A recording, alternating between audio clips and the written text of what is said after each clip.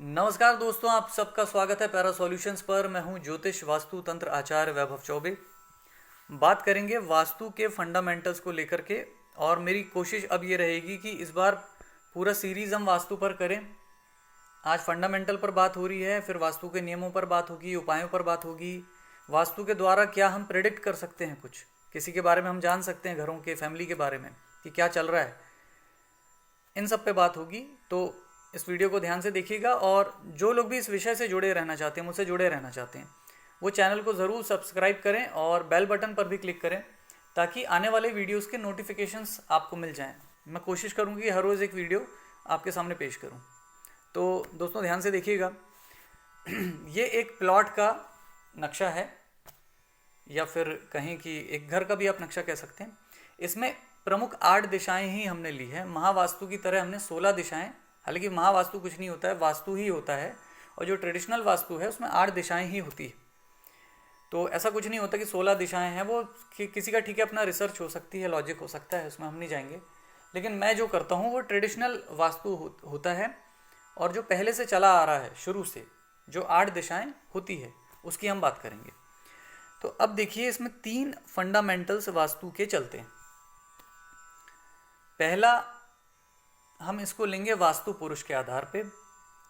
दूसरा, तत्वों के आधार पे, जो 5 एलिमेंट्स हैं उसके आधार पे।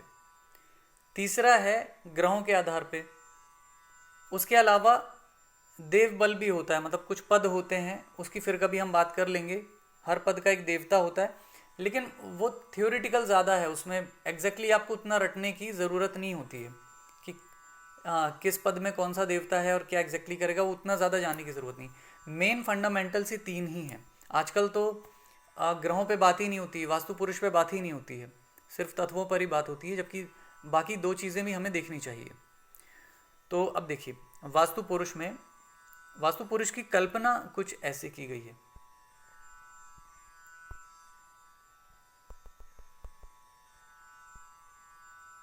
ये वास्तु पुरुष का सिर है, इस तरीके से है। घुटने, ये पैर हैं। माफ़ी चाहूँगा, मैंने घुटना कह दिया था।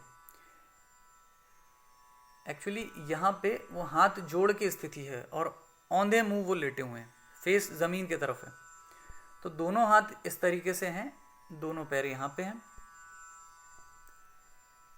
अब ये क्यों है, देखिए, हमारे यहाँ सिंबॉलिज्म का बड़ा महत्व है। सनातन मत में सिंबल्स के जरिए जो देवी देवता भी हम देखते हैं, ये तत्व स्वरूप हैं, तत्व है एक तरह से, ये गुण है, ईश्वरीय शक्ति के विभिन्न गुण। वही देवी देवता सब विभिन्न हम जो पूजा करते हैं, लेकिन उसको एक स्वरूप के रूप में बताया जाता है, ताकि आपके लिए समझना आसान हो जाए, आत्मसात करना आपके लिए आसान हो जाए। तो बस इस तरीके से वास्तु पुरुष भी, हालांकि इसकी भी कथाएं वगैरह है, उस पर अभी नहीं जाएंगे। जो भी विभिन्न जो कंस्ट्रक्शन होता है, वास्तु पुरुष को ध्यान में रखते हुए किया जाता है।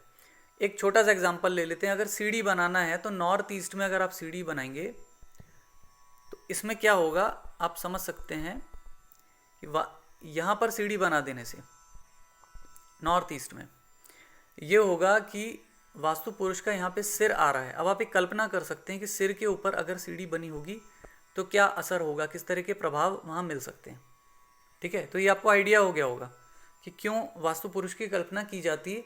इससे रिजल्ट को समझने में हमको ज़्यादा आसानी मिलती है, उस स्थान के गुणों को समझने में ज़्यादा आसानी हमको मिलती है। अब आगे बढ़ते हैं। ये तो वास्तु पुरुष का कंसेप्ट हुआ। अब आ जाते हैं तत्वों पर। तो इसमें कभी कभी मतभेद भी होते हैं, लेकिन ठीक है, कोई बात नहीं, मैं तो अपना मत आपको बताऊंगा। पूर्व, पहले यहाँ से शुरू करते हैं। अग्निकोण, अब नाम ही अग्निकोण है, तो ये अग्नि का स्थान है, ये प्रमुख रूप से साउथ ईस्ट, दक्षिण पूर्व। नॉर्थ ईस्ट जो है, यहाँ पे जल का स्थान है, तत्व, यानी नॉर्थ वेस्ट वायु तत्व है, साउथ वेस्ट पृथ्वी तत्व है। ठीक है, अब बाकी दिशाओं का क्या है उस पर भी चल लेते हैं। तो ईस्ट को भी हम अग्नि तत्व में लेंगे, साउथ को भी हम अग्नि तत्व में लेंगे, सॉरी साउथ को भी हम पृथ्वी तत्व में लेंगे, साउथ वेस्ट के साथ में। वेस्ट और नॉर्थ वेस्ट को हम वायु तत्व में लेंगे, नॉर्थ और नॉर्थ ईस्ट को हम जल तत्व में लेंगे। इस तरीके से सेंटर जो है वो आकाश तत्व का होता है, ये नियम है इसका। इसके आधार पे हम फैसला लेंगे कि कौन सी चीज़ कहाँ पे बनानी है, क्या करना है। ये तत्व की बात हो गई। इसके बाद में ग्रहों को लेते हैं। ग्रहों से भी उस दिशा के गुणों को और हम अच्छे से समझ पाते हैं। एक कॉम्बिनेशन बनाया जाता है तत्व और ग्रहों के बीच में। नॉर्थ ईस्ट में बृहस्पति जुपिटर का वास है। पूर्व दिशा में ईस्ट में सूर्य है। अग्नि कोण में शुक्र है। कुछ लोग चंद्र भी मानते हैं, लेकिन हम शुक्र को लेके चल रहे हैं। दक्षिण में मंगल है। दक्षिण पश्चिम यानी कि नैऋत्य कोण में, दोस्तों कुछ डिस्टरबेंस था, मैं माफ़ी चाहता हूँ। दक्षिण पश्चिम में राहु का वास है। पश्चिम दिशा में शनि महाराज का वास है। नॉर्थ वेस्ट में वायव्य कोण में चंद्र ग्रह का वास है। कुछ लोग यहाँ पे शुक्र मानते हैं और अग्नि कोण में चंद्र को मानते हैं। ये थोड़ा मैं क्लियर कर देता हूँ, लेकिन ज़्यादातर लोग मेरे ख्याल से चंद्र ही मानेंगे वायव्य में। बुध का वास जो है उत्तर दिशा में है।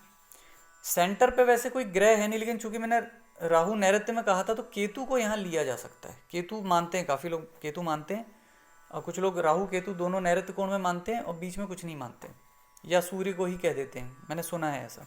कुछ लोग जुपिटर को भी कहते हैं, लेकिन केतु को ले लो आप यहाँ पे। उसका मैं और कभी जब चर्चा होगी उसमें और अच्छे से समझाऊंगा। केतु ज्योतिष में भी मल्टीप्लिसिटी का, मल्टीप्लाई करना चीज़ों को, ये केतु उसका कारक होता है। ठीक है, तो आकाश तत्व जो होता है वो चीज़ों को बढ़ाता है, स्पेस देना, मतलब स्पेस देता है, ज़्यादा बढ़ा देता है चीज़ों को, नहीं, या बैलेंस कर देता है, दोनों ही चीज़ें। तो ये केतु के भी ये गुण है, ऐसा कहा जा सकता है। ज़्यादा इसमें कुछ बहुत ज़्यादा संतुष्टताजनक हालांकि बात लगेगी नहीं सुन के, बस कह दिया मैंने आपको। ज़्यादा मायने हालांकि नहीं रखता इसमें जब हम वर्क करेंगे तो ये 3 फंडामेंटल्स है जिसके आधार पे वास्तु में फैसले लिए जाते हैं कि किधर पे क्या चीज़ होनी चाहिए। अभी भी ये जो विभाजन है, देखिए इसमें जो 9 ये ब्लॉक्स बने हुए हैं, ये विभाजन कैसे करना है आपने देखा होगा कि घरों के या प्लॉट के जो नक्शे होते हैं, ज़रूरी नहीं है कि वो ऐसे स्क्वायर रहें, वो ऐसा सीधा मतलब लंबा ये भी हो सकता है, कैसा भी शेप हो सकता है उसका। तो यहाँ पे आपको क्या करना है, जो जितना भी एरिया ये आया है प्लॉट का, विभाजन यहाँ बराबरी से ही होगा। जो उसमें हम 9 ब्लॉक्स बनाएंगे वो इस तरीके से बनेंगे, लंबाई चौड़ाई को देखते हुए उसके हिसाब से ही उसका विभाजन होगा, उसको बांटा जाएगा। तो बस ये इन बातों का ध्यान रखना है, और बाकी ये जो प्लैनेट्स और ये दिशा के हिसाब से ऐसा ही रहेगा। तो दोस्तों ये छोटी सी जानकारी एक फंडामेंटल को लेकर के, जो वास्तु का फंडामेंटल है, क्या बेसिक वास्तु का होता है, उस पर दी, और आगे इस पर और हम बात करेंगे। तो चैनल को ज़रूर आप सब्सक्राइब करिएगा और बेल बटन पर भी क्लिक करिएगा ताकि नोटिफिकेशन वीडियो के आपको मिल जाएं। और कोई आपको डाउट हो तो आप कमेंट में पूछ सकते हैं। इसके साथ में आप अपॉइंटमेंट संबंधी कोई जानकारी, अगर अपॉइंटमेंट लेना चाहते हैं वास्तु ज्योतिष कोई भी समस्या को लेकर के, तो पिंड कमेंट पर भी नंबर दे दूंगा मैं, और डिस्क्रिप्शन में भी नंबर दिया है, तो उस पर आप व्हाट्सअप करें, कॉल नहीं करिएगा। बहुत लोग कॉल करने लगते हैं, आप व्हाट्सअप करिएगा। और आपकी कोई पर्टिकुलर डिमांड है, ये मैं कहना चाहता था, कोई डिमांड अगर आपकी है, ज्योतिष वास्तु तंत्र उपाय आदि साधना, जो भी जो ये विषय ऑकल्ट के जो फील्ड होती है, इसके संबंधित जो भी आपके क्वेश्चंस हैं, जो आप जानना चाहते हैं, वो आप कमेंट में लिखिए, तो उस पर भी मैं वीडियो बनाने की कोशिश करूँगा। मुझे भी आइडियाज़ मिल जाएंगे कि और मुझे आपकी क्या डिमांड है, उस पर मैं वीडियो बनाऊँगा। तो जुड़े रहिएगा, तब तक के लिए नमस्कार।